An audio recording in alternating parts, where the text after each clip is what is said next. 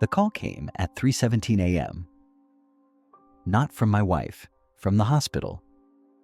A nurse asked my name twice like she wasn't sure I was real.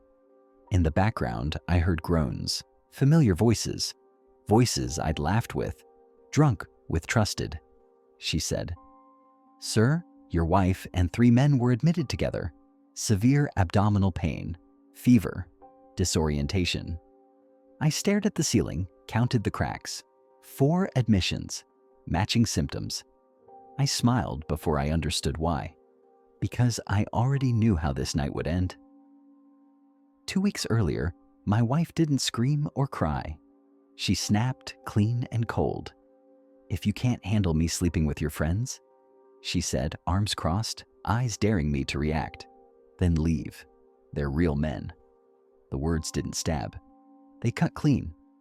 I noticed how calm I was. My heart stayed steady. My hands didn't shake. I asked one quiet question. "Which ones?" She laughed. Actually laughed. "All of them," she said. "You're really that slow." That night, she slept well. I didn't. I watched the ceiling and started counting. Denial is loud. It begs and shouts. What I felt was silent. The next morning, I made her coffee, kissed her cheek, asked about her day. Inside, something shifted. I began to see what I had ignored. Group chats that stopped when I walked in. Dinners I wasn't invited to. Friends who wouldn't meet my eyes like guilt had weight. I didn't accuse anyone. I watched. Phones don't lie. People do. While she showered, I synced backups. I checked locations, times, late-night moves that lined up too perfectly. Same hotel. Same night every week. Always Thursday. I watched her get ready on those evenings. I told her to have fun. She thought that meant I was weak. She was wrong. The hardest part wasn't learning the truth. It was knowing how carefully they chose me to fool. 3 friends, men I defended, helped, called brothers. They weren't careless. They planned everything. Rotating nights, burner apps, phones left behind. They thought they were smart. I saved it all. Messages, screenshots, times, receipts.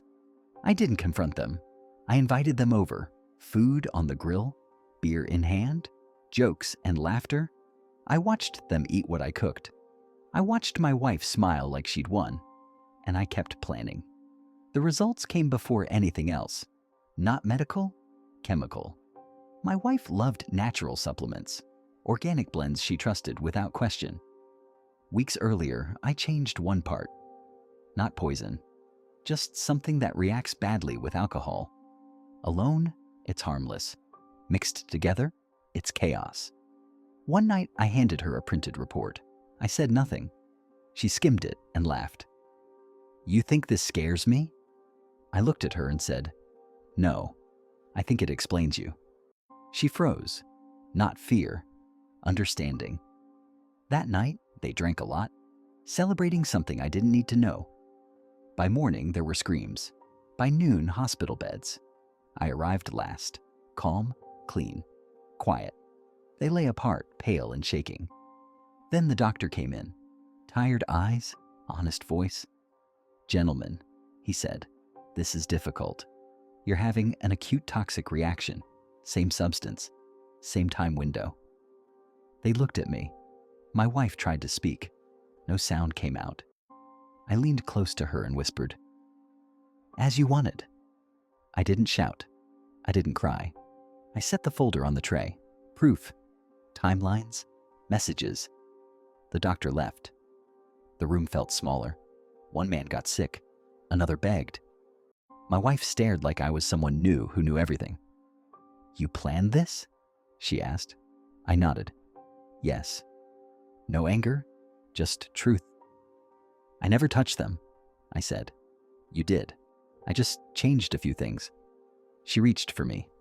I stepped back. That's when she understood. Not that she was caught, that she had lost. The divorce was fast and clean. I said nothing. Let rumors destroy themselves. They healed in body. They won't heal in reputation. I moved away. New city. Quiet life. Sometimes I think about the man I was before, the one who thought loyalty had to be loud. I don't miss him. Betrayal doesn't destroy you.